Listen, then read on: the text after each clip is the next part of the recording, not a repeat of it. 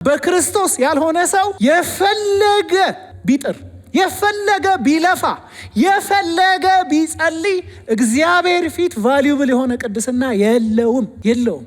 በነገራችን ላይ እንደ ሃይማኖተኝነት ከባድ ኃጢአት እንደሌለ ታውቃላችሁ። ሃይማኖተኝነት ማለት እግዚአብሔር ሆይ ወደ አንተ ለመቅረብ ክርስቶስ አያስፈልገኝም ማለት ነው። ወደ አንተ ለመቅረብ አይ ካን ዱ ኢት፣ መጾም እችላለሁ፣ መጸለይ እችላለሁ፣ አንዳንድ መንፈሳዊ ስርዓቶችን መፈጸም እችላለሁ፣ እነሱን አድርጌ ወደ አንተ መቅረብ እችላለሁ የሚል ትዕቢት ነው። በሱ ውስጥ የሚፈራ የቅድስና ፍሬ የለም። ቅድስና መነሻውም መዳረሻውም ኢን ክራይስት በክርስቶስ ነው። ለዛ ነው ሮሜ ምዕራፍ 6 ቁጥር 1 ላይ ቅድም የተናገርነውን ካለ በኋላ እንግዲህ ጸጋ እንዲበዛ በኃጢአት ጸንተን እንኑርን ብሎ በጭራሽ ካለ በኋላ እኛም እንዲህ ማድረግ አለብን ምናምን የሚል ነገር ውስጥ እኮ አይደለም የሚገባው። ስታተሳችን እንደሚናገረው ምን ይለናል? ለኃጢአት የሞትን እኛ ወደፊት እንዴት አድርገን በእርሱ እንኖራለን? እንዲህ መቼ ነው ለኃጢአት የሞት ነው? ቁጥር 3 ወይስ ከክርስቶስ ኢየሱስ ጋር አንድ እንድንሆን የተጠመቅን ሁላችን ከሞቱ ጋር አንድ እንሆን ዘንድ እንደተጠመቅን አታውቁምን? እንግዲህ ክርስቶስ በአብ ክብር ከሙታን እንደተነሳ እንዲሁም እኛ በአዲስ ሕይወት እንድንመላለስ ከሞቱ ጋር አንድ እንሆን ዘንድ በጥምቀት ከእሱ ጋር ተቀበርን። ሞቱን በሚመስል ሞት ከእርሱ ጋር ከተባበርን ትንሣኤውን በሚመስል ትንሣኤ ደግሞ ከእርሱ ጋር እንተባበራለን። የእሱ ሞት የእኔ ሞት ነው ብለን፣ የእሱ ትንሣኤ የእኔ ትንሣኤ ነው ብለን ስንተባበር ነው ኢን አወር ዩኒየን ዊዝ ክራይስት። ከክርስቶስ ጋር ባለን ህብረት ነው የምንቀደሰው እንጂ ከክርስቶስ ውጭ ያለ ቅድስና ፓጋን ነው። እግዚአብሔር አያውቀው፣ መጽሐፍ ቅዱሳዊ አይደለም። ክራይስትለስ ሆሊነስ የእግዚአብሔር ቃል ቅድስና አይደለም። ክርስቶስ ራሱ ጽድቃችን ነው። አንደኛ ቆሮንቶስ ምዕራፍ 1 ቁጥር 30 በክርስቶስ ኢየሱስ ለመሆን የበቃችሁት ከእሱ የተነሳ ነው። እርሱ ከእግዚአብሔር ዘንድ ጥበባችን፣ ጽድቃችን፣ ቅድስናችን። ክራይስት ኢዝ አወር ሆሊነስ። አሜን ነው ወይ? ቅድስናችን ቤዛችን ሆኗል።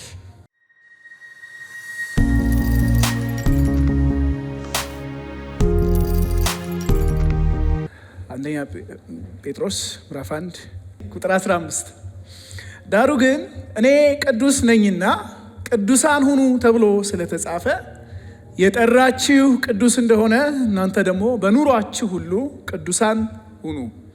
አንዴ ልድገመው። ዳሩ ግን እኔ ቅዱስ ነኝና ቅዱሳን ሁኑ ተብሎ እንደተጻፈ የጠራችሁ ቅዱስ እንደሆነ እናንተ ደግሞ በኑሯችሁ ሁሉ ቅዱሳን ሁኑ። ዘሌዋውያን ምዕራፍ 19 ቁጥር 2 ለመላው የእስራኤል ሕዝብ ጉባኤ እንዲህ ብለህ ተናገራቸው፣ እኔ እግዚአብሔር አምላካችሁ ቅዱስ ነኝና እናንተም ቅዱሳን ሁኑ። ስለዚህ ርዕሴ ግልጽ ነው ማለት ነው። ቅድስና የሚል ታይትል አለው። ዘሞስት እኔ በኢትዮጵያ ቤተ ክርስቲያን ውስጥ ዘሞስት ሚስ አንደርስቱድ ቶፒክ ነው ብዬ ነው ማምነው። በጣም ያልተረዳ ነው። ብንረዳው በጣም ቼሪሽ የምናደርገው የምንወደው ኮንሰፕት ግን ካለመረዳታችን የተነሳ በአግባቡ እንደ እግዚአብሔር ቃል ካለመረዳታችን የተነሳ በጣም አንዳንዴ ዲስፓይዝ የምናደርገው የምንሸሸው የምንፈራው አይነት ነገር የሆነ ቶፒክ ነው የቅድስና ቶፒክ እና በትክክልም ደግሞ ስላልተሰበከ በተለይ ያንገር ጀነሬሽን ከእንደዚህ አይነት ትምህርት ሸሸት ይላል፣ ራቅ ይላል። ግን እኔ ስለማይፈልግ ነው ብዬ አላምንም። ነገር ግን እንደ እግዚአብሔር ቃል ተደርጎ በትክክል ስላልተሰበክን ነው ብዬ ነው እማምነው። ቅድስና ሲባል ወደ ብዙ ሰዎች ጭንቅላት ምንድን ነው የሚመጣው? ወደ ብዙ ሰዎች ሀሳብ ምንድን ነው የሚመጣው? ብዙ ሰዎች ላይ ያለው የቅድስና ዴፊኒሽን ምንድን ነው? ትርጓሜያችን ምንድን ነው? ቅድስናን ስናስብ ምንን ነው የምናስበው? በተለይ እንደኔ ቀደም ባሉ ቤተ ክርስቲያናት ውስጥ ያደጋችሁ ሰዎች ይህንን ስሜት ትጋሩታላችሁ ብዬ አስባለሁ። ቅድስና ሰምታይምስ ከአለባበስ ጋር ይያያዛል አይደለ? ቦላሌ የሚታጠቁ እህቶቻችን ያን ጊዜ በጣም ይቸገሩ ነበር አይደል? ሱሪ መልበስ የአለመቀደስ፣ ሱሪ አለመልበስና ቀሚስና ሻሽ መታጠቅ ደግሞ የመቀደስ ምልክት ተደርጎ ይቀመጣል።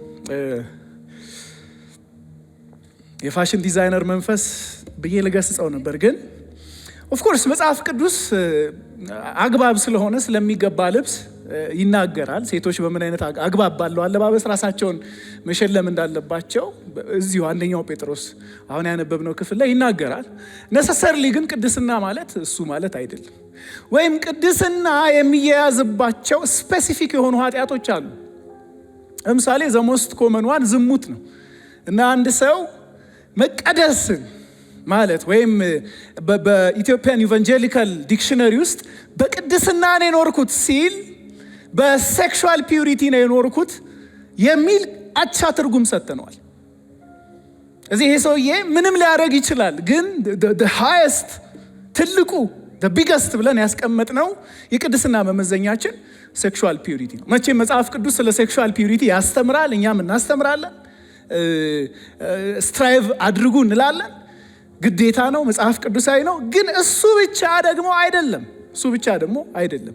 ትልቁን የቅድስናን ፒክቸር ካለማወቅ ቅድስና እንዴት ነው የሚሰራው፣ አንድ የዳነ አማኝ፣ አንድ በክርስቶስ ያመለጠ አማኝ እንዴት ነው የሚኖረው፣ ሳንክቲፊኬሽን እንዴት ነው የሚሰራው፣ መጽሐፍ ቅዱስ ምንድን ነው የሚያስተምረን፣ እንዴት ነው ሰው መቀደስ የሚችለው የሚለውን ጥያቄ በአግባቡ ባለመመለሳችን ብዙ የህይወት ጋሬጣዎችን መሻገር ተስኖን አብዛኛውን ነገር ፕሮባብሊ ብዙዎቻችን በትራያል ኤንድ ኢረር ነው የለመድነው በቅድስና ጉዳይ ማለት ነው። በመውደቅ በመነሳት ምናልባት ሚስጥሬን ደግሞ ለእገሌ ለተባለው መጋቢ ብናገር ድንገት እሱ ሳት ብሎት ለባለቤቱ ከተናገረ፣ ባለቤቱ ደግሞ ሳት ብሏት ለጓደኛዋ ከተናገረች፣ ጓደኛዋ ደግሞ ሳት ብሏት ለባለቤቷ ከተናገረች እያለ ይሄ ወሬ ቢደርስብኝስ፣ ወይም የሚሰማኝ መጋቢ ከፍቅር ሳይሆን ከጀጅመንት ቢያዳምጠኝስ በሚል ፍርሃት ብዙዎቻችን ብዙ ነገሮችን አፍነን ስትራግል እናደርጋለን። እንደዛ እያደረግን እንዳደግን አስባለሁ። በጣም ክሩሻል፣ በጣም አስፈላጊ፣ ግን በጣም ደግሞ በትክክል ያልተረዳ ነው፣ ሚስ አንደርስቱድ የሆነ ኢሹ ነው ማለት ነው።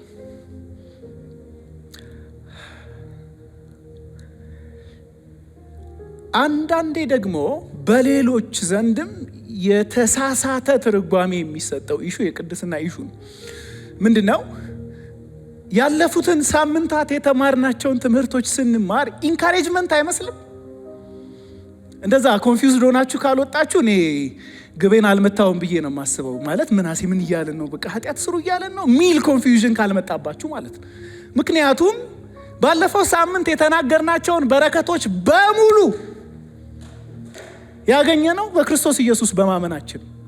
የኛ ጥረት የኛ አውትፑት ያለበት አይደለም። በክርስቶስ በማመናችን ፈጽመን ያገኘነው የተቀበልነው ነገር ጽድቅ ነው፣ ከኃጢአት ቅጣት ማምለጥ ነው፣ ከዘላለም ሞት ማምለጥ ነው። በእምነት ብቻ ነው። ልጅነት ነው፣ የእግዚአብሔር ልጅ ተብሎ መጠራት፣ በእግዚአብሔር ፋሚሊ ውስጥ መግባት ነው። እሱም በእምነት ብቻ ነው። በእምነት ብቻ ያገኘናቸውን ብሌሲንግስ ስንቆጠር፣ በእምነት ብቻ ያገኘናቸውን በረከቶች ስንቆጠር፣ እነዚህ ነገሮች በእምነት ብቻ ከሆኑ የመጽሐፍ ቅዱስ ጻፊያን ኃጢአት ስሩ የሚል ኢንካሬጅመንት እየሰጡን አይመስልም ወይ?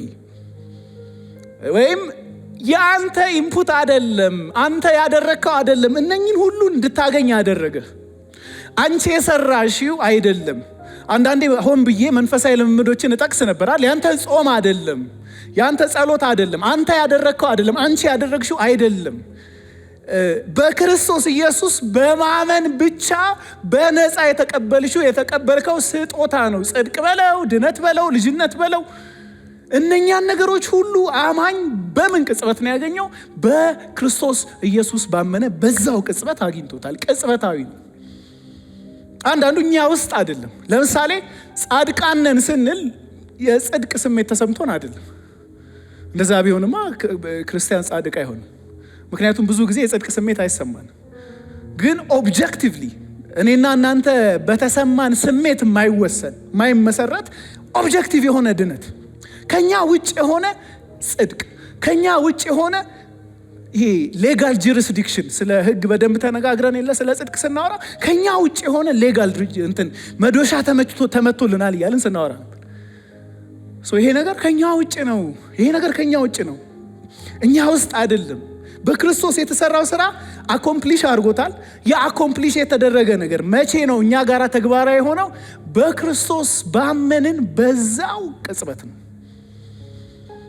ይሄ ታዲያ በርቱ አይደለም ወይ?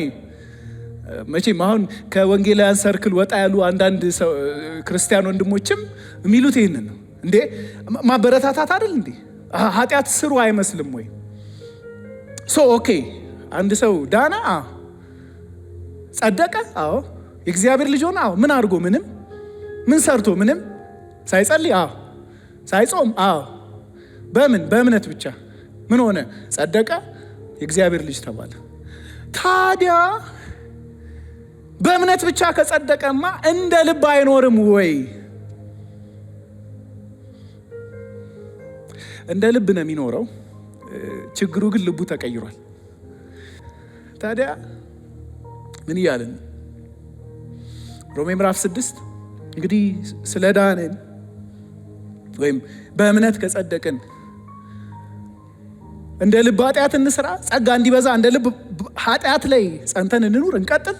እዛ ጋራ ጳውሎስ የሚጠቀመው የግሪክ ቃል በጣም ጠንካራ ነው። ቬሪ ስትሮንግ ግሪክ ወርድ ባይ ኖ ሚንስ፣ በምንም አይነት፣ አረ በጭራሽ፣ አረ በፍጹም እንደማለት ነው። ስለዚህ ምንድን ነው የምላችሁ? እኛ መጽደቃችን፣ መዳናችን፣ በእግዚአብሔር ዘንድ ተቀባይነት ማግኘታችን በምንም ተአምር፣ በምንም ሚንስ ኃጢአት የምንሰራበት ላይሰንስ ሊሆን አይችልም። እንደዛ የሚቆጥረው ሰው ድነትን በደንብ እንደገና መማር መረዳት አለበት። አልገባውም ማለት ነው። ባይ ኖ ሚንስ የዳነ ሰው ባይ ኖ ሚንስ በምንም አይነት ኃጢአትን እየሰራ አይቀጥልም።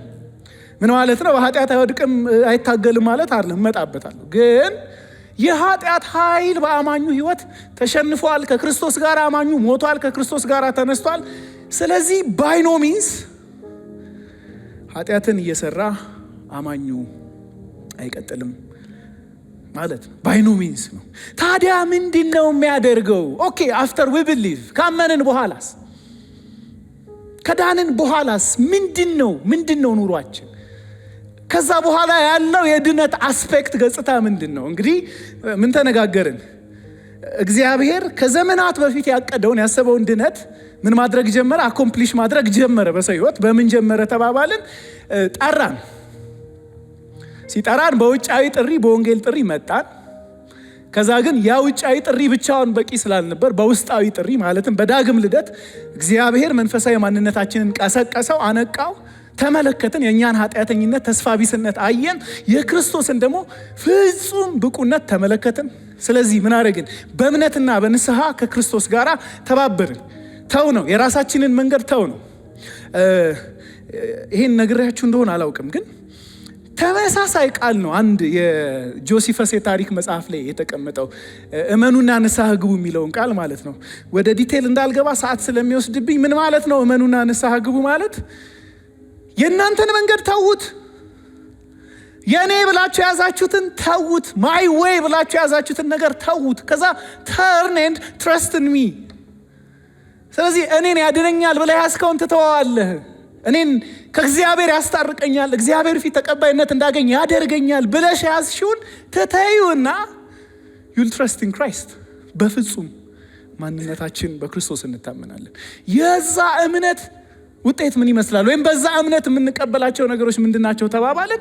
ጽድቅ ነው አንደኛው። በእግዚአብሔር ፊት መዶሻ ተመታልን፣ ንጹሐን ናችሁ ተባልን። አጽፍ ክርስቶስ የሰራው ጽድቅ እኛ እንደሰራ ነው ተቆጠረልን። ሰርተ ነው ሳይሆን ሰርቶልን። እኛ የሰራ ነው ኃጢአት በእርሱ እንደተቆጠረ ሰርቶ ሳይሆን ሰርተን፣ እንደዛ ሁሉ እሱ የሰራው ጽድቅ እኛ እንደሰራ ነው ተቆጠረልንና እግዚአብሔር ፊት ያለ ነውር ያለ ነቀፋ ቅዱሳን ሆኖ እንድንቀርብ ክርስቶስ ኢየሱስ እኛን አቀረበን ማለት ነው። ኤንድ ላስት ዊክ አዳፕሽን ልጅነት ይቅር የተባሉ ኃጢአተኞች ብቻ ግን አይደለም የሆነው ተባባልን። ዩ ሜስድ አፕ ግን በቃ ትቼዋለሁ፣ ግን አረማመድን አሳምር አይደለም። ኖ ፎርጊቭን ክሪሚናል አይደለም። ምህረት የበዛለት ወንበዴ ብቻ አይደለም። አሁን አዶፕት አድርጌሃለሁ። እኔ ፋሚሊ ውስጥ ክርስቶስ ይዞን ገብቷል። ልጆች ተብለን ደግሞ ልንጠራ እግዚአብሔር ፍቅር ሰጥቶናል። ይህንን ሁሉ በምን አገኘን? በእምነት። ከዛስ የብዙ ሰው ትልቁ ችግር ክርስትና ማለት ሲሞቱ ሰማይ መግባት ነው የሚል ድምዳሜ አለ ጭንቅላታችን ላይ ያለ። ስለዚህ ይህንን የክርስትናን አስፔክት ብዙ ሰው ሉዝ ያደርገዋል። ይህንን የድነትን ገጽታ ብዙ ሰው አይረዳውም። ቀጥሎ ቅድስና የሚባል የድነት ገጽታ አለ። ዛሬ እሱን ነው ቶሎ ቶሎ የምንመለከተው። ምንድን ነው ቅድስና? ዋት ኢዝ ኢት? ቅድስና የእኛን ተሳትፎ የሚጠይቅ አስተዋጽኦ አላልኩ። አሁንም እነኚህ ሁለቱ መካከል በጣም ትልቅ ልዩነት አለ። ተሳትፎ ነው ያልኩት፣ አስተዋጽኦ አይደለም። አስተዋጽኦ ከሆነ ከመጽሐፍ ቅዱስ የድነት ትምህርት የተጣላ ነው። የእኛን ተሳትፎ የሚጠይቅ የመንፈስ ቅዱስ የጸጋ ስራ ነው። የመንፈስ ቅዱስ የጸጋ ስራ ነው። ጆን ኦውን ኒውማቶሎጂያ የሚል ስለ መንፈስ ቅዱስ የጻፈው መጽሐፍ ላይ ቅድስና በአማኞች ልብ የሚከሰት እንዲሁም ማንነታቸውን ከኃጢአት ብክለት በማጥራት እግዚአብሔርን እንዲመስሉ የሚያደርጋቸው ቅጽበታዊና ሂደታዊ የመንፈስ ቅዱስ ስራ ነው ይላል። ይህንን እንመጣበታለን፣ ምክንያቱም ቅጽበታዊ አስፔክት አለው። ለምሳሌ ሐዋርያው ጳውሎስ በጣም አንድ ሩዋንዳ የሆነችን ቸርች ቅዱሳን ብሎ ይጠራቸዋል አይደል? አንደኛ ቆሮንቶስ ላይ እኮ ሲጀምር በቆሮንቶስ ላሉ ቅዱሳን ብሎ ነው አይደል የሚጀምረው? አሁን ማን ይሙት የቆሮንቶስ ሰዎች ቅዱሳን ይባላሉ ማለት ዝም ብለህ ቸርች ምናምን እንደዚህ ስገባ እንዴ ጋሽ ገሌ ከባለቤቱ ጋር መጣ ምናምን ነው። ማን ነው ጋሽ ገሌ? አየዋ ባይዘዌ የአባቱ ሚስት ነች ትባላል። ቸርች ውስጥ እንደ ጸጋ ምሳሌ ነው የሚታዩት ጋሽ ገሌ ማለት ነው። ከፊት ነው ወንበር የሚያዝላቸው። ጸጋ ማለት እንደሳቸው ነው። አየህ የአባታቸውን ሚስት አግብተዋል፣ ግን በቃ ጸጋ በጣም የተበከለች ብጥብጥ ያለች ቸርች። እርስ በርስ ሲካሰሱ በወንድሞች ፊት ከመካሰስ ይልቅ ወጥተው የት ነው የሚካሰሱት? የውጭ ፍርድ ቤቶች ላይ። ክርክራቸው የአፍሮዳይትስ ቤተ ጣዖት እንሂድ አንሂድ የሚል ክርክር አላቸው። ለምን? አፍሮዳይትስ የፍቅር አማልክት ነች፣ እዛ ጋራ የዝሙት መስዋዕት ይሰዋ ነበር፣ እኛ ክርስቲያኖችም እዛ ብንሄድ ምን ችግር አለው የሚል ጥያቄ የሚያነሱ ነበሩ እነሱ መካከል። የጌታ እራት ጉዳይ ላይ በጣም ክርክር ነበር። አንዳንዱ ሀብታም እስኪሰክር የሚበላበት፣ አንዳንዱ ደግሞ ተርቦ ወደ ቤቱ የሚሄድበት፣ እኛ አሁን በምንወስደው ፎርማት ያልሆነ የጌታ እራት ስርዓት ነበራቸው። ይቺ ቤተ ክርስቲያን አሁን ማን ይሙት የቅዱሳን ስብስብ ትባላለች። አዎ ሲያጠገባቸው ያለውን ሰው ቅዱሳን በሉት። እንዴ አንዳንዴ ከጳውሎስ ትበልጣለህ እንዴ ብራዘር? ነው ቅዱሳን ብሏቸዋል። ምን ማለት ነው? ቅጽበታዊ የቅድስና አስፔክት ምንድን ነው?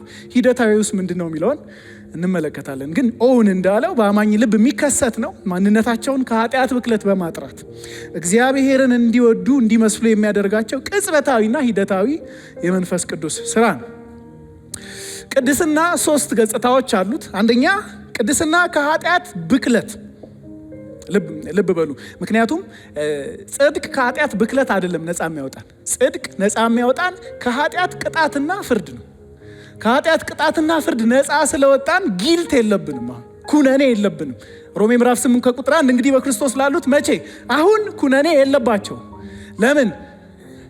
እግዚአብሔር የገዛ ልጁን የኃጢአተኛ ስጋ ምሳሌ አድርጎ ኃጢአትን በስጋ ስለኮነነ ክርስቶስ ኩነኔያችንን ስለወሰደው የጸደቁት ሰዎች፣ በክርስቶስ ያሉት ሰዎች፣ የጽድቅን የጸጋን ስጦታ ብዛት ከክርስቶስ የሚቀበሉ እነዚህ ሰዎች አሁን ራይት ናው ኩነኔ የለባቸው።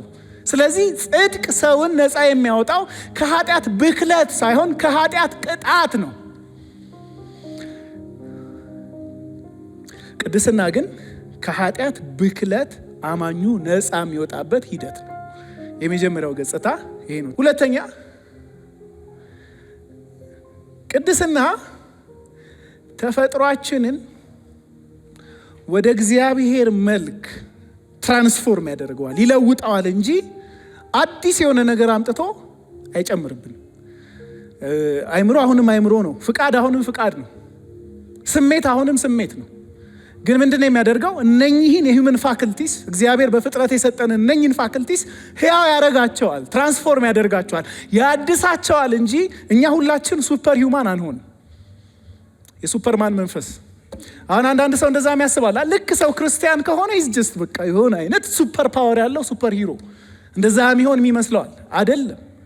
ሰው ነው። አሁንም ምንም አይነት ፊዚካል አፒራንስ አይለወጥም። ምንም አይነት ታስብ የነበርከው ሰውዬ የሆነ አይነት ሌላ አእምሮ መጥቶ አይገጠምልህም። ፍቃድ የነበረ ሰውዬ የሆነ አይነት አዲስ ፍቃድ መጥቶ አይተከልብህም። ምንድነው የሚሆነው? ሰው ያሉት ኦልሬዲ የነበሩት ፋክልቲስ ሂውማን ፋክልቲስ ይለወጣሉ፣ ትራንስፎርም ይደረጋሉ እንጂ በቅድስና የሚገጠምልን አዲስ የሆነ ሰው ያልሆነ ነገር የለም። እግዚአብሔር ሰውየውን የሚያድሰው ማለት ነው። ሶስተኛው ገጽታ እግዚአብሔር ራሱ እርሱን ደስ የሚያሰኝ የመልካም ስራን ፍሬ የሚያፈራ ህይወትን እንድንኖር ያስችለናል። ይሄ ሶስተኛው ገጽታ ነው። ሕዝቅኤል ምዕራፍ 36 ቁጥር 26 ንጹሕን ውሃ ረጫችኋለሁ፣ እናንተም ንጹሕ ትሆናላችሁ፣ ከርኩሰታችሁ ሁሉ ከጣዖቶቻችሁ ሁሉ አነጻችኋለሁ፣ አዲስን ልብ እሰጣችኋለሁ፣ አዲስን መንፈስ በውስጣችሁ አሳድራለሁ፣ የድንጋይ ልባችሁን ከእናንተ አወጣለሁ፣ የሥጋን ልብ እሰጣችኋለሁ፣ መንፈሴን በውስጣችሁ አሳድራለሁ ይልና ስርዓቴን እንድትከተሉና ሕጌን በጥንቃቄ እንድትጠብቁ አደርጋለሁ። እግዚአብሔር ኢኔብል ያደርገናል ማለት ነው። የቅድስናን ህይወት እንድንኖር እነኚህ ናቸው ሶስቱ የቅድስና ገጽታዎች። መጽሐፍ ቅዱሳችን ላይ ምንድነው መጽሐፍ ቅዱሳዊ የቅድስና ሚኒንግ ትርጉም? በብሉይ ኪዳን ቅድስናን ለመግለጽ ጥቅም ላይ የዋለው ቃል ቅድምም ዘሌዋውያን ላይ ስናነብ እግዚአብሔርንም እኛንም የገለጸበት ቃል ካዶሽ የሚል ነው። ካዶሽ ማለት ሴፓሬሽን ማለት ነው። በጥሬው መለየት ማለት ነው። ሴት አፓርት ለሆነ አይነት የእግዚአብሔር ስራ፣ ለሆነ አይነት የእግዚአብሔር አጀንዳ መለየት መቀደስ ይባላል። ቀደም ብሎ በሙሴ ሕግጋት ስንመለከት ሴሬሞኒያል ፒዩሪቲ የምንለው አለ። በጣም ብዙ ዘሌዋውያን መጽሐፍ በእነሱ የተሞላ ነው። ዓላማው ምንድን ነው?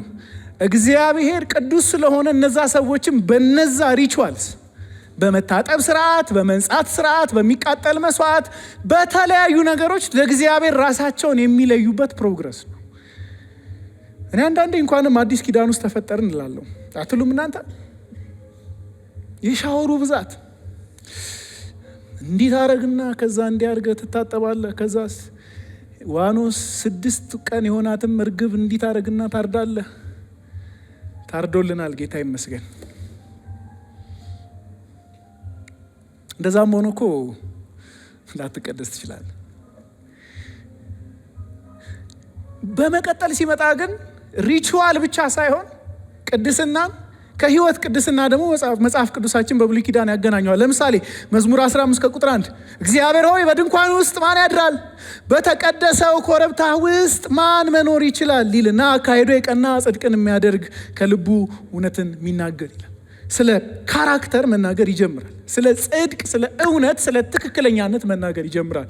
ስለ ቅድስና ሲናገር ሚክያስ መጽሐፍ ትንቢተ ሚልኪያስ ሳይሆን ሚክያስ ምዕራፍ 6 ቁጥር 8 ሰው ሆይ መልካም የሆነውን አሳይቶሃል። እግዚአብሔር ከአንተ የሚፈልገው ምንድን ነው?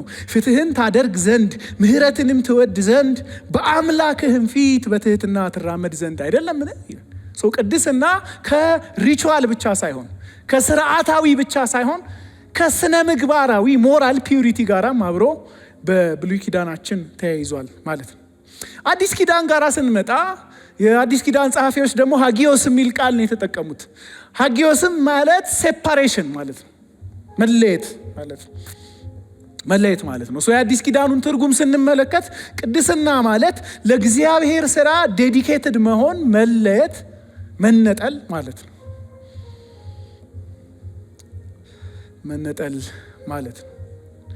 ስለዚህ ቅድስና መጥፎ ነገሮችን ከማድረግ መቆጠብ ብቻ አይደለም፣ መልካም ነገሮችን መስራትም ብቻ አይደለም።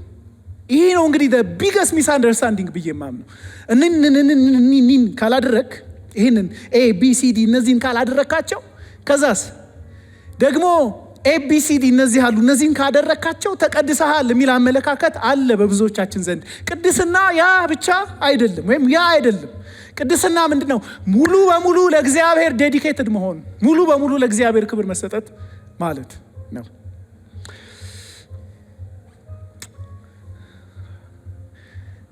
ስለዚህ አሁን ወሳኝ አንድ ነገር ላንሳና እየጠቀለልኩ እሄዳለሁ። አንድ ነገር ላንሳ። ቅድስና ቅድም ቅጽበታዊ ነው፣ ደግሞም ፕሮግረሲቭ ነው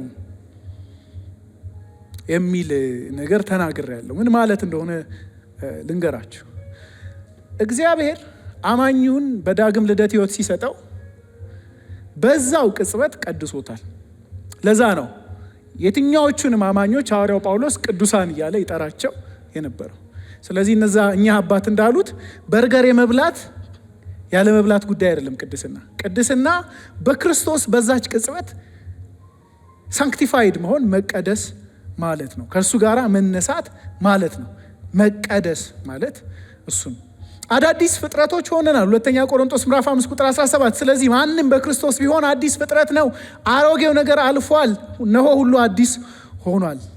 ይሄ በአንድ ቅጽበት የተፈጸመ ነው። ስለዚህ አማኝ በዛ ሴንስ ቅዱስ ነው፣ ቅዱሳን ተባብሎ ይጠራራል። ስለዚህ በክርስቶስ ዳግም ልደት ባገኘበት በዛ ቅጽበት አማኙ ቅዱስ ነው። ግን ያ ብቻ አይደለም።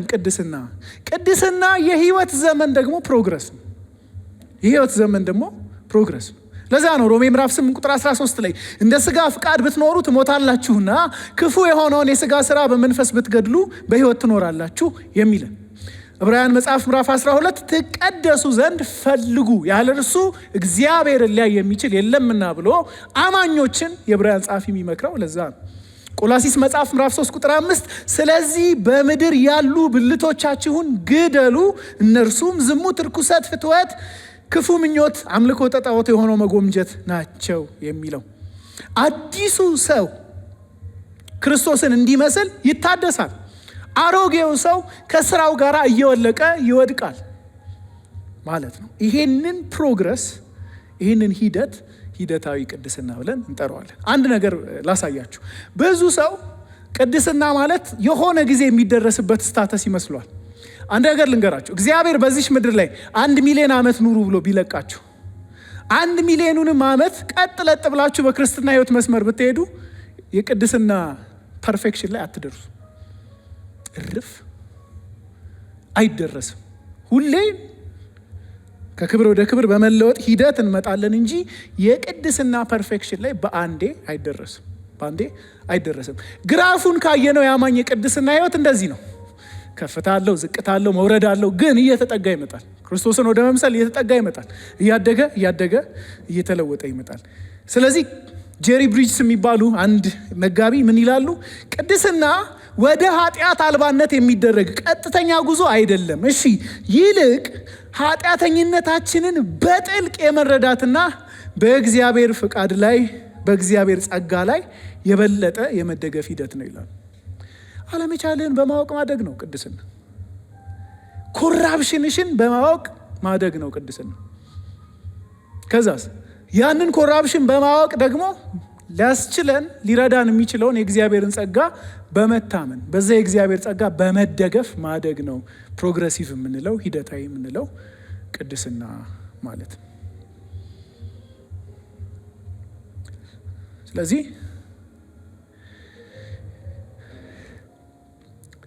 ፓተርኑ እንዴት ነው፣ ከዛ ደግሞ እንዴት ነው የምንቀደሰው የሚለውን ተነጋግረን ኮንክሉድ አደርገዋለሁ። ፓተርኑ እንዴት ነው የቅድስና አልቲሜት የመጨረሻ ግቡ ክርስቶስን መምሰል ነው። በክርስቶስ የታየውን የእግዚአብሔርን ኢሜጅ በህይወታችን መግለጥ ነው። አልቲሜት የመጨረሻ ግቡ ይሄ ክርስቶስን መምሰል ነው። ሮሜ ምዕራፍ 8 ቁጥር 29 እግዚአብሔር አስቀድሞ ያወቃቸውን የልጁን መልክ እንዲመስሉ አስቀድሞ ደግሞ ወስኗልና ይኸውም ልጁ በብዙ ወንድሞች መካከል በኩር እንዲሆን ነው። ስለዚህ የመጨረሻ ግቡ ይሄ ነው። የእግዚአብሔር ስራ ነው። የኛ ደግሞ ፓርቲሲፔሽን አለው፣ ተሳትፎ አለው። በነገራችን ላይ ይህንን እንለይ፣ ተሳትፎና አስተዋጽኦ ይለያያል። እንበልና ለምሳሌ እዚህ ቤት ውስጥ እግዚአብሔር ባረከኝና በሆነ ብቻ በጥሩ ፋይናንሻል ነገር ባረከኝና እንትን አዘጋጀው ድግስ። ምንድነው ያ ድግስ? በቃ ጎዳና ላይ ያሉ ሰዎችን ጠርቶ የማብላት ድግስ አዘጋጀው። ከዛ ገንዘቡንም በደንብ ኢንቨስት አደረግኩና በቃ ኬተሪንግ ምናምን አድርጌ በቃ ሙሉ የድግሱን ወጪ ቻልኩት እንበል። ከዛ ግን የተወሰኑ ሰዎችን ከዚህ መካከል ደግሞ በሉ አንተ ደግሞ ኑ አብራችሁኝ ተሳተፉ ብዬ ጠሯቸው። ስለዚህ እነዚህ ሰዎች ዴዲኬትድ ሆነው ይሳተፋሉ በዛ ስራ ውስጥ። ነገር ግን ይህን ድግስ በማዘጋጀት አስተዋጽኦ አላቸው በፍቃድ የተጠሩ ተሳታፊዎች ናቸው እንጂ አስተዋጽኦ አድራጊዎች አይደሉም። ቅድስና ውስጥ አስተዋጽኦ አድራጊዎች አይደለንም። እኔ ግማሽ አንተ ግማሽ ያለን ጌታ የለም። ቅድስና 100% የእግዚአብሔር ስራ ነው። አማኙ ልብ ውስጥ እግዚአብሔር የሚሰራው ስራ ነው። ታዲያ እኛ ምንድነው የምናደርገው? እንሳተፋለን።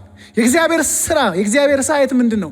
እኛን ክርስቶስን ወደ መምሰል ከቀን ወደ ቀን ያሳድገናል። ሁለተኛ ቆሮንቶስ ምዕራፍ 3 ቁጥር 18 እኛ ሁላችን የጌታን ክብር እንደ መስታወት እያንጸባረቅን የእርሱን መልክ እንድንመስል ከክብር ወደ ክብር እንለወጣለን። ይህም የሚሆነው መንፈስ ከሆነ ጌታ ነው። ይሄ የእግዚአብሔር ሳይት ነው። የእኛስ ይነገራል መጽሐፍ ቅዱስ ላይ። ለምሳሌ ሐዋርያው ጳውሎስ ጢሞቴዎስን ምን ብሎታል?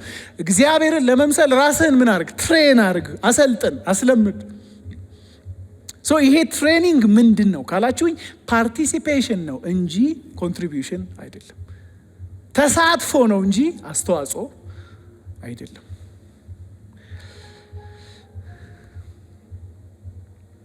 ቅድስና የእግዚአብሔር ስራ ነው። እግዚአብሔር በመንፈስ ቅዱስ በእኛ ውስጥ ይሰራል እያለ ግን የኛ ሪስፖንሲብል ደግሞ የሆነ ፓርቲሲፔሽን ተሳትፎ አለ። ማቲው ሄነሪ የሚባል አንድ የመጽሐፍ ቅዱስ ስኮላር መንፈስ ቅዱስ በእኛ ይሰራል ስንል ይላል ድንጋይ ነን እያልን ሳይሆን መንፈስ ቅዱስ የሚያስቡና ፍቃድ ያላቸው ክርስቲያኖች ህይወት ላይ ይሰራል እያልን ነው። አሁን ይሄ እንትን ነው አይደል? ይሄ ክርስቲያናዊ ስንፍና አለ አይደል? በቃ እንደዚህ ብሎ ድንጋይ ላይ መንፈስ ቅዱስ የሆነ ነገር እንዲያደርግ የመጠበቅ ኖ፣ እንደዛ አይደለም ይለናል ማቲው ሄንሪ። ምንድነው ይለን? ድንጋይ ነን እያልን አይደለም። የሚያስቡ ግን ፍቃድ ያላቸው ክርስቲያኖች ላይ መንፈስ ቅዱስ የሚሰራው ስራ ነው ሳንክቲፊኬሽን፣ ቅድስና። ስለዚህ ማቲው ይቀጥልና ምን ይላል? እርሱ በእኛ ውስጥ በእኛ ላይና ከእኛ ጋራ ይሰራል። ቅድስና ይሄ ነው። አሁን ትልቁ ጥያቄ እንዴት ነው እግዚአብሔር እኛን የሚቀድሰን? እንዴት ነው እግዚአብሔር እኛን ሳንክቲፋይ የሚያደርገን? እነዚህን ነገሮች ልናገርና ኮንክሉድ አደርጋለሁ። እንዴት ነው የሚቀድሰን? ኦኬ፣ ቅድስና ይሄ ከሆነ የቅድስና ፓተርን ይሄ ከሆነ እግዚአብሔር እኔና እናንተን እንዴት ነው የሚቀድሰን? አንደኛ ከክርስቶስ ጋር ባለን ህብረት ነው የሚቀድሰን። in our union with Christ ከክርስቶስ ጋር ባለን ህብረት። ይሄ ከክርስቶስ ጋር ያለን ህብረት ገና ትምህርቱን ስንጀምር የተማርነው ትምህርት ማለት ነው። in Christ እና በክርስቶስ ያልሆነ ሰው የፈለገ ቢጥር፣ የፈለገ ቢለፋ፣ የፈለገ ቢጸልይ እግዚአብሔር ፊት ቫልዩብል የሆነ ቅድስና የለውም። በነገራችን ላይ እንደ ሃይማኖተኝነት ከባድ ኃጢአት እንደሌለ ታውቃላችሁ። ሃይማኖተኝነት ማለት እግዚአብሔር ሆይ ወደ አንተ ለመቅረብ ክርስቶስ አያስፈልገኝም ማለት ነው። ወደ አንተ ለመቅረብ አይ ካን ዱ ኢት፣ መጾም እችላለሁ፣ መጸለይ እችላለሁ፣ አንዳንድ መንፈሳዊ ስርዓቶችን መፈጸም እችላለሁ፣ እነሱን አድርጌ ወደ አንተ መቅረብ እችላለሁ የሚል ትዕቢት ነው። በሱ ውስጥ የሚፈራ የቅድስና ፍሬ የለም። ቅድስና መነሻውም መዳረሻውም ኢን ክራይስት በክርስቶስ ነው። ለዛ ነው ሮሜ ምዕራፍ 6 ቁጥር 1 ላይ ቅድም የተናገርነውን ካለ በኋላ እንግዲህ ጸጋ እንዲበዛ በኃጢአት ጸንተን እንኑርን ብሎ በጭራሽ ካለ በኋላ እኛም እንዲህ ማድረግ አለብን ምናምን የሚል ነገር ውስጥ እኮ አይደለም የሚገባው። ምንድን ነው የሚለው? ኧረ እናንብበው። ሮሜ ምዕራፍ 6 እንግዲህ ምን እንላለን? ጸጋ እንዲበዛ በኃጢአት ጸንተን እንኑርን አይደለም ይልና ይሄን አርግ አይደለም የሚለው። ስታተሳችንን እንደሚናገረው ምን ይለናል? ለኃጢአት የሞትን እኛ ወደፊት እንዴት አድርገን በእርሱ እንኖራለን? እንዲህ መቼ ነው ለኃጢአት የሞት ነው? ቁጥር 3 ወይስ ከክርስቶስ ኢየሱስ ጋር አንድ እንድንሆን የተጠመቅን ሁላችን ከሞቱ ጋር አንድ እንሆን ዘንድ እንደተጠመቅን አታውቁምን?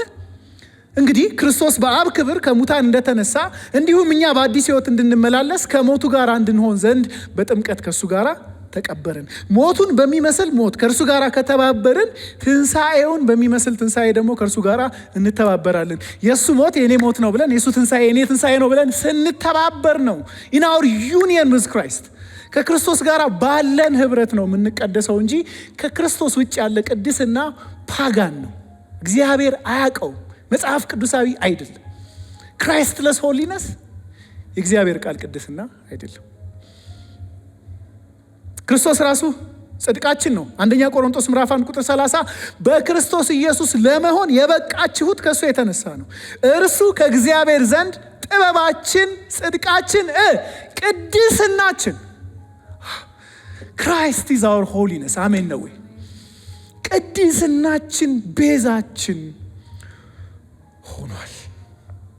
ስለዚህ እግዚአብሔር እንዴት ነው የሚቀድሰን? ከክርስቶስ ጋር ዩናይት አድርጎ፣ በእምነት ከክርስቶስ ጋር አንድ አድርጎ፣ ህብረት እንድናደርግ አድርጎ እግዚአብሔር ይቀድሰናል። ሁለተኛ እግዚአብሔር በምንድን ነው የሚቀድሰን? ይህ እንግዲህ ሌላ መንገድ ቢኖር እንነግራችሁ ነበር። በቃሉ ነው። በቃሉ ነው። መጽሐፍ ቅዱስ የሆነ አይነት ጋይዳንስ ለማግኘት ብቻ የምንገልጠው መጽሐፍ አይደለም። እግዚአብሔር እኛን የሚቀድስበት መሳሪያው ኢንስትሩመንቱ የእግዚአብሔር ቃል። ዮሐንስ ወንጌል ምዕራፍ 17 ቁጥር 17 ላይ በሊቀ ካህናቱ ጸሎት ጌታችን ኢየሱስ ወደ ላይ ዓይኖቹን አንስቶ ምን አለ? በእውነት ቀድሳቸው፣ ቃልህ እውነት ነው። አዎ ይቀደሳሉ። የምትቀድሳቸው አንተ ነህ። የምትቀድስበት መንገድ ደግሞ እውነትህ ነው። ይሄ እውነትህ ምንድን ነው? ቃልህ ነው። የእግዚአብሔር ቃል የሌለበት ቅድስና የለም። መዝሙር 119 ላይ አንድ ክፍል አለ አይደል? ሁላችንም የምናውቀው እንዳልበድልህ ቃልህን በልቤ ሰወርኩ። እንገልብጠው እስቲ እሱን። እንድበድልህ ቃልህን በልቤ አልሰወርኩም። ሪቨርስ። እንዳልበድልህ ቃልህን በልቤ ሰወርኩ፣ እንድበድልህስ ቃልህን በልቤ አልሰወርኩም። ወርድ ኦፍ ጋድ የእግዚአብሔር ቃል የምንቀደስበት ሚንስ ነው። ቅዱሳት መጽሐፍት እኛን ለመልካምና ለበጎ ስራ ሁሉ ያነሳሱናል። ሁለተኛ ጢሞቴዎስ ምዕራፍ 3 ቁጥር 16 ጆን ካልቪን የእግዚአብሔር ቃል መንፈስ ቅዱስ ወደ ልባችን የሚመጣበትና ለክርስቶስ ልባችንን የሚያሸንፍበት ሰረገላ ነው ይለን። የእግዚአብሔር ቃል አንዱ ሚንስ። ሌላው በእምነት ነው የምንቀደሰው። በእምነት ነው የምንቀደሰው። ይሄ እምነት ከክርስቶስ ጋር ያለንን ህብረት ይረዳል ወይም እንድንረዳ ያደርገናል። እንድንረዳ ብቻ ሳይሆን በዛ ህብረት እንድንጸና ያደርገናል። ገላትያ ምዕራፍ 2 ቁጥር 20 ከክርስቶስ ጋር ተሰቅያለሁ ይላል ሐዋርያው ጳውሎስ። ከእንግዲህ እኔ አልኖርም የሚልና ነገር ግን ክርስቶስ በውስጤ ይኖራል ካለ በኋላ አሁንም በስጋ የምኖረው ኑሮ እንዴት ነው?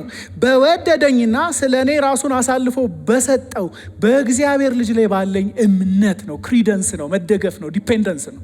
በክርስቶስ ላይ ባለኝ መታመን ነው፣ መደገፍ ነው የምቀደሰው ማለት ነው። እምነት ኃጢአት በእኛ ላይ ጌታ አለመሆኑን የሚያስረዳን የእግዚአብሔር መሳሪያ ነው። ሮሜ ምዕራፍ 6 ቁጥር 11 ላይ እንዲሁም ለኃጢአት እንደሞታችሁ ነገር ግን በክርስቶስ ኢየሱስ ለእግዚአብሔር ሕያዋን እንደሆናችሁ ራሳችሁን ምን አድርጉ ነው የሚለው? ቁጠሩ።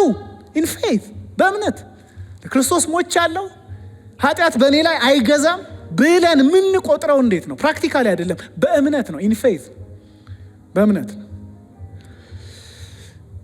ገላትያ ምዕራፍ 5 ቁጥር 6 ላይ በክርስቶስ ኢየሱስ ከሆኑ መገረዝ ወይም አለመገረዝ አይጠቅምምና ካለ በኋላ የሚጠቅመውን ሲናገር የሚጠቅመውስ በፍቅር የሚገለጽ እምነት ብቻ ነው ይላል። የመጨረሻው የምንጸድቅበት የምንቀደስበት ሚንስ ምንድን ነው? ከክርስቶስ ጋር ባለ ህብረት እንደምንቀደሰው ኢን ዩኒየን ዊዝ ክራይስት እንደምንቀደሰው ፕራክቲካሊ ደግሞ ዕለት ዕለት ከመንፈስ ቅዱስ ጋር ባለ ህብረት ነው። ገላትያ ምዕራፍ 5 ቁጥር 16 እንግዲህ በመንፈስ ኑሩ እላለሁ፣ የሥጋንም መሻት ከቶ አትፈጽሙም። የሥጋን መሻት ላለመፈጸም ምንድን ነው የሚያደርገው አማኝ? ሂ ዋክስ ዊዝ ዘ ስፒሪት። እዚህ ጋራ ኑሩ፣ ተመላለሱ፣ ተራመዱ የሚለውን ቃል ሐዋርያው ጳውሎስ የሚጠቀመው የውትድርና ቃል። እሱኑ ቃል ሲደግመው ሮሜ ምዕራፍ 8 ቁጥር 13 ላይ እንደ ሥጋ ፍቃድ ብትኖሩ ትሞቱ ዘንድ አላችሁና ክፉ የሆነውን የሥጋ ሥራ በመንፈስ ብትገድሉ ግን በሕይወት ትኖራላችሁ። እንደዛ ካለ በኋላ ቁጥር 14 ላይ በእግዚአብሔር መንፈስ የሚመሩ እነኚህ የእግዚአብሔር ልጆች ናቸውና ይላል። ሶ ኢት ኢዝ ወኪንግ ዊዝ ዘ ስፒሪት፣ ከመንፈስ ቅዱስ ጋር አንድ ሆኖ ነው። ሶ ያለ መንፈስ ቅዱስ ቅድስና አይታሰብም። ያለ መንፈስ ቅዱስ መቀደስ አይቻልም። ያለ መንፈስ ቅዱስ እግዚአብሔርን ማስደሰት አይቻልም። እነኚህን ነገሮች ሁሉ ከላይ የዘረዘርናቸውን ነገሮች ሁሉ ልባችን ላይ የሚያመጣው የሚያስረግጠው ፕራክቲካል የሚያደርግልን ማን ነው? መንፈስ ቅዱስ። that's why walk with him፣ ከእሱ ጋር ተመላለሱ የሚለን ማለት ነው። I do have many experiences ማለት እንደዚህ አይነት ልምምዶች በጣም በቃ አንድ ጊዜ ስሙን አልነግራችሁም። አንድ የሚታወቅ ዘማሪ ነው። እኛ የምንማርበት ትምህርት ቤት ለአገልግሎት ተጠራ። ከዛ ለመዘመር መጣ። የምቀበለው ነው የነበርኩኝ እና ልቀበለው ወጥቼ ጌታ እንግዲህ I can't explain this ሰላም ስለው I just felt the presence of God። ምንም አልጸለየ ምን አላለም። I just felt the presence of God። we do have እንደዚህ አይነት ሰዎች አሉ። እግዚአብሔርን ፕሬዘንስ ኬሪ አድርገው እግዚአብሔር እንደዚህ ያርጋችሁ። የእውነት እኔ የራሴም ለእናንተም ያለኝ የልብ ጸሎት ይሄ ነው። በቃ ከጌታ ጋር በመሄዳቸው የሚታወቁ ከጌታ ጋር በመመላለሳቸው የሚታወቁ ቻርልስ ስፐርጅን የሚያገለግልበት ስፍራ ላይ ልክ እንደሱ የሚያገለግል አንድ በጣም ፕሮሚናንት ባፕቲስት ሰባኪ ነበር እና አንድ ሰው የቻርልስ ስፐርጅንን ስብከት ለመስማት ብሎ መጣ እዛ ከተማ ሲመጣ እገሌ እኮ ጠዋት ያገለግላል፣ ጠዋት እሱ ጋር እንሂድና ከሰዓት ደግሞ ቻርልስ ስፐርጅን የሚያገለግልበት ስፍራ እንሄዳለን ተባባሉና ከጓደኛው ጋር ጠዋት ይሄ ባፕቲስት ሰባኪ የሚያገለግልበት ስፍራ ሄዱ። ያ ሰው ሰብኮ ሲጨርስ ሲወጡ ዋው የዛሬው ስብከት አሉ፣ እንዴት ድንቅ ሰባኪ ነው፣ እንዴት ያለ ድንቅ ስብከት ነው የሰበከው እያሉ እየተገረሙ ወጡ። ከሰዓት የስፐርጅን የሚያገለግልበት ሰዓት ነበር። ስፐርጅን ወጣ፣ አገለገለ። አገልግሎ ሲወጣ ይሄ ሰውና ጓደኛው እንዲህ እየተባባሉ ወጡ። ምን አይነት ድንቅ አምላክ ነው የምናመልከው! This is the difference። ልዩነቱ ይሄ ነው። God with us ከኛ ጋር በእኛ ውስጥ አብሮን ሊያግዘን፣ ሊያስኬደን፣ ሊቀድሰን የመንፈስ ቅዱስ ህብረት ይሄ ነው። ትንሽ ቲፕ ልስጣችሁ ከዛ ልጨርስ።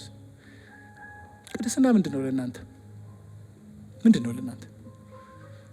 የሆኑ የሥራ ዝርዝሮች አሉት እኮ የሉትም አይደለም። ግን እሱ ብቻ ነው። አድርግና አታድርግ፣ ይሄን ሁንና ያንን አትሁን፣ እሱ ነው ቅድስና? ወይስ ጫና ከቤተ ክርስቲያን እኛ ላይ የተጫነ ጫና? ነግራቸዋለሁ። ቅድስና የአማኝ የልብ ለቅሶ ነው፣ የልብ ጩኸት። አማኝ በጣም የሚፈልገው ነገር መቀደስ። ዴቪድ ዊልከርሰን የሚባል አንድ ጸሐፊ ምን አለ? አንድ ጊዜ አንድ ሰው በጣም ከባድ በሆነ ኃጢአት ስትራግል እያደረገ ላማክረው መጣው። ተሰብሯል፣ እያለቀሰ ነው የሚነግረኝ አለ። እና ተሰብሮ እያለቀሰ እየነገረኝ እኔ አንድ ነገር አሰብኩ። ይሄ ሰው በዚህ ምድር ላይ የምትፈልገው ሁሉ ይሰጠ ቢባል ደስተኛ አይሆንም። እግዚአብሔር የጠየቀውን ሁሉ ልስጥ ቢላው ደስተኛ አይሆንም። ይሄን ሰው ደስተኛ የሚያደርገው አንድ ነገር ነው፣ እንደወደደው እንደ መሻቱ ቢቀደስ። that is sanctification። ቅድስና ይሄ ነው።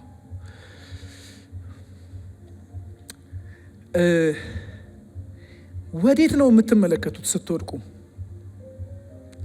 ሲደክማችሁ። ምክንያቱም ኃጢአት አለ። አሁን በነገራችን ላይ ተሸንፏል እንጂ አለ።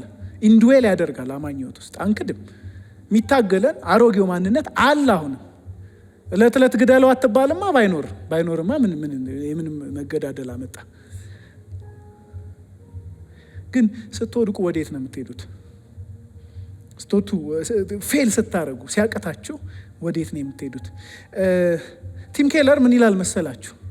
እግዚአብሔር ፊት የቆማችሁት በእናንተ ስራ ወይም ፐርፎርማንስ አይደለም፣ ግን በክርስቶስ ፐርፎርማንስ ነው ይላል። ስለዚህ ምን ይላል? ስትወድቁ ከሱ ሸሽታችሁ ራሳችሁን ፊክስ ለማድረግ አትሞክሩ፣ ይልቅ ወደ እርሱ ሩጡ፣ ምክንያቱም ፊክስ የሚያደርጋችሁ እሱ ነው ይላል። ሌትስ ካም ቱ ክራይስት። ለሆሊነስ እንምጣ፣ ለቅድስና ወደ እግዚአብሔር እንምጣ። የመጨረሻ ከመንፈስ ቅዱስ ጋር ያላችሁ ህብረት ምን ይመስላል? It's just a question። አሁን እንዲህ ነው እንዲያ ነው ለማለት ጀጅም ለማድረግ አይደለም፣ ጥያቄ ነው። ምን ይመስላል? መንፈስ ቅዱስ ማን ነው እናንተ ህይወት ውስጥ? እንደ ቅድም እንደጠቀስኳቸው አባት is he a friend?